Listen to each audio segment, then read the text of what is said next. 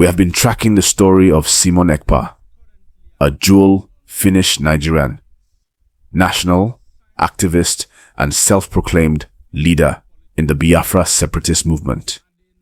He has been under intense investigation in Finland, and today I want to talk you through what's really going on, what the release if he meets requirements idea is about, and how this affects Nigeria and the Southeast region.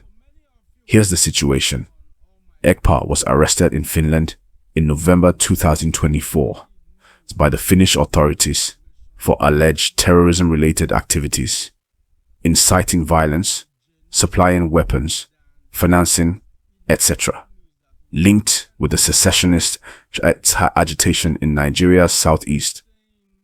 Finland's National Bureau of Investigation, NBI, and other authorities have been working with Nigerian counterparts.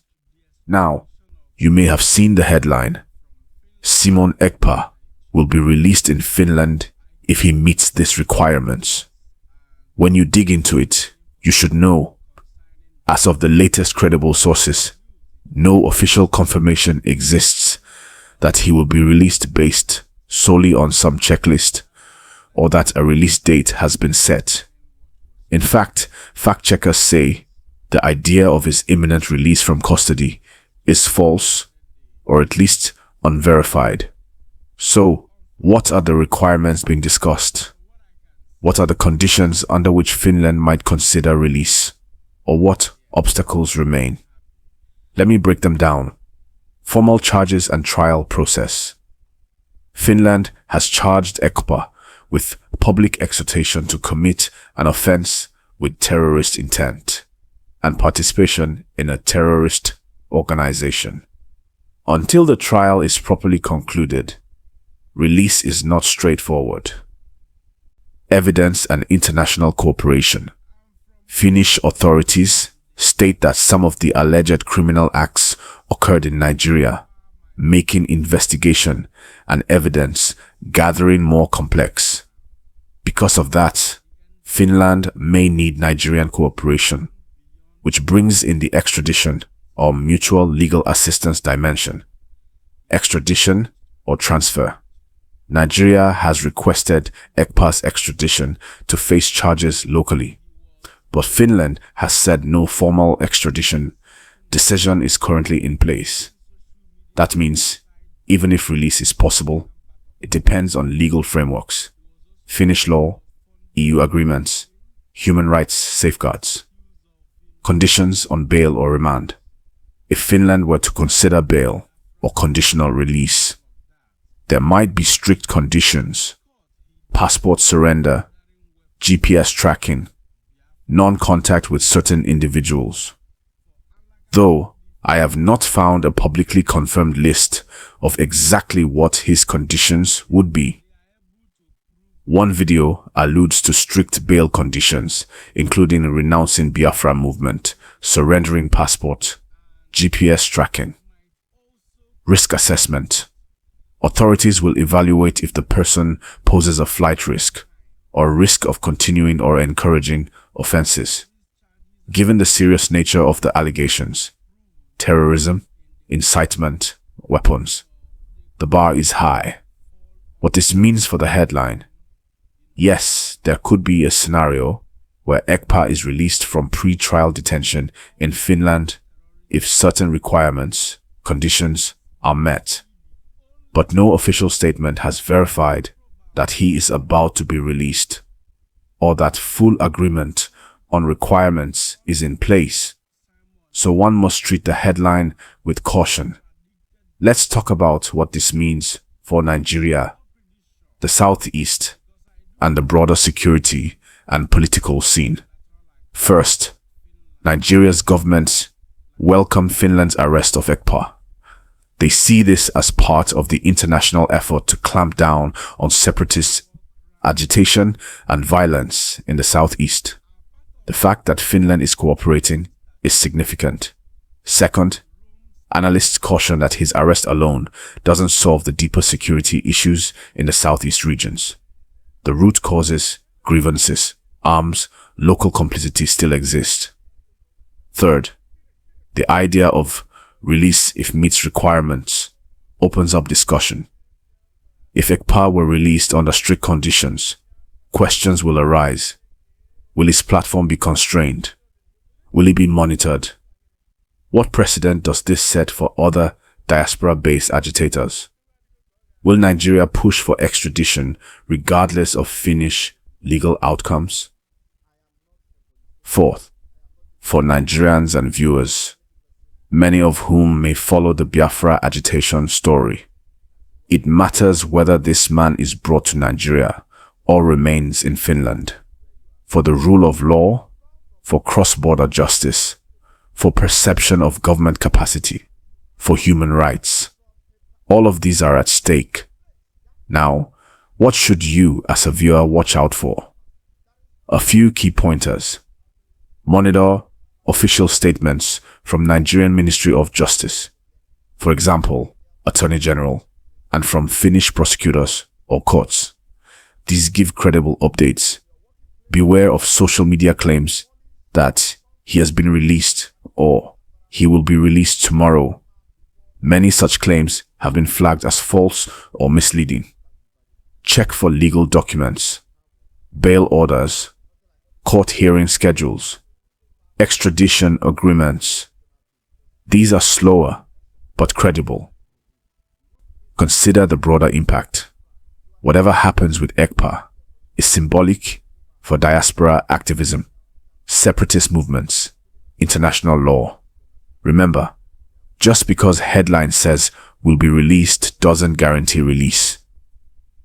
Legal systems are complex, especially for terrorism and cross-border cases. So, who really is Simon Ekpa? And why has his name been ringing everywhere in Nigerian political discussions for years now? Ekpa is a Nigerian-born activist based in Finland. He rose to prominence after the arrest of Nnamdi Kanu, taking up a loud voice for the Biafra cause. From his base in Finland, he began to release broadcasts and declarations, some of which authorities in both Nigeria and Finland say have incited unrest and violence in Nigeria's southeast region. Now, here's where it gets complicated. Finland is a country that strongly protects freedom of speech. So for the Finnish government to actually take legal action against someone living there, it means they found probable cause that his activities crossed from ordinary speech into criminal incitement or terrorist-related offenses. That's serious business.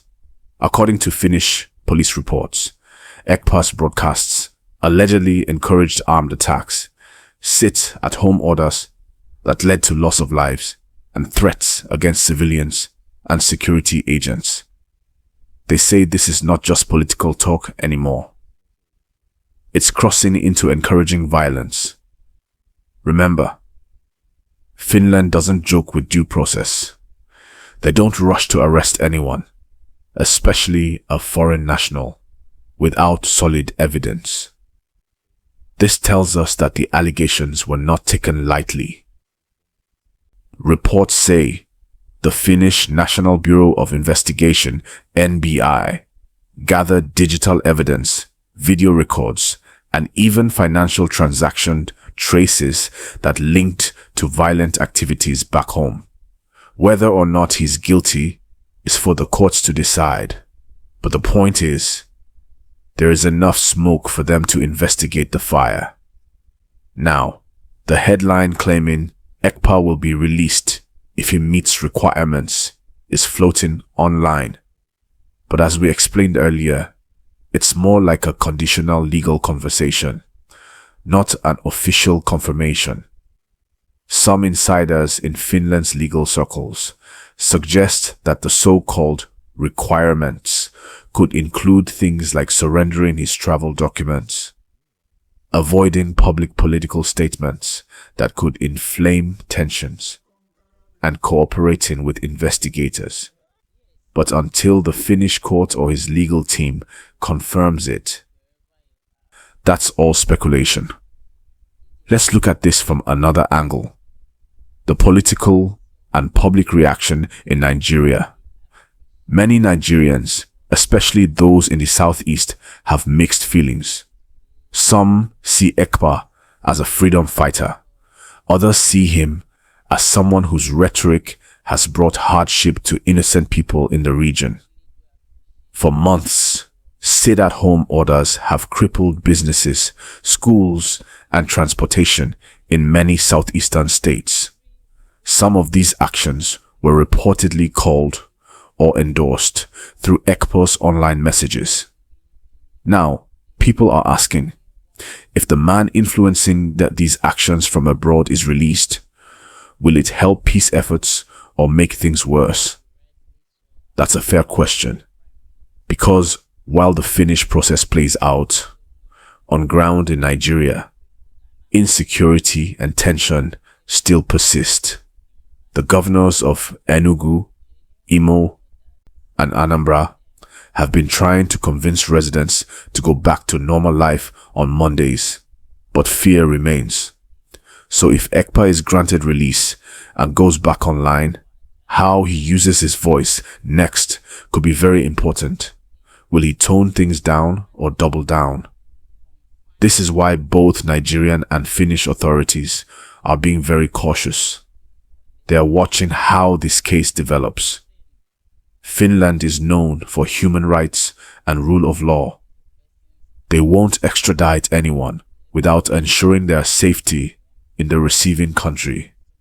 But at the same time, they won't ignore a case that links a resident to violent unrest abroad. Another interesting angle is international law. This case could become a precedent. If Finland decides to either prosecute him fully or extradite him to Nigeria, it sets an example of how European countries treat diaspora activists accused of cross-border crimes. Remember, in recent years, countries like the UK and the US have faced similar questions. Should someone be punished for statements made abroad that cause harm in another country? The Simon Ekpa case could influence future decisions. Now, let's talk briefly about what could happen next. There are 3 likely scenarios here.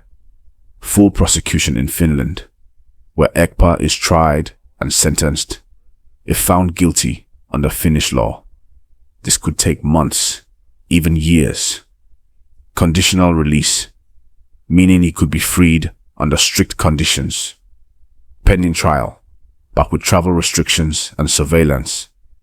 Extradition request.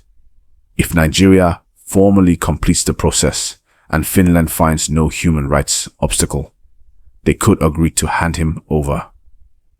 But this option is the least likely right now because of legal and political complexities. So for now, we're watching the second option. Possible conditional release. That's what birthed this trending headline. But again, we must be careful with unverified online stories. Finland's legal system doesn't release someone just because of political noise. They follow procedures strictly. Before we continue, please, if you are still watching this far, that means you're enjoying the gist. So take 1 second to like this video, subscribe, and share it to others who want to understand what's really happening behind the scenes. Your support helps us keep bringing verified updates and balanced perspectives. Now, another related matter that's making this story even more interesting is how this plays into Nnamdi Kanu's case in Nigeria. Many observers believe Ekpa filled a gap when Kanu was detained. But now that Kanu's lawyers have been pushing for his release, some are asking if a softer approach from Ekpa could actually help ease tensions in the southeast. Some activists have even suggested Finland might be using this case to encourage more responsible activism, where people can still push for their cause without encouraging harm or violence. And you know how it is. Whenever there's a big legal or political case involving Nigeria abroad, everyone has an opinion. Social media is already divided. Some say Finland is only bowing to Nigerian pressure, while others say no, Finland is just enforcing their own laws. But let's remember, no matter what side you're on, due process and verified information matter most. Let's pause here, because in the next part, I'll go deeper into how Finland's law handles terrorism-related cases, the timeline of his arrest and investigation, and how this entire drama could affect Nigeria's diplomatic image abroad.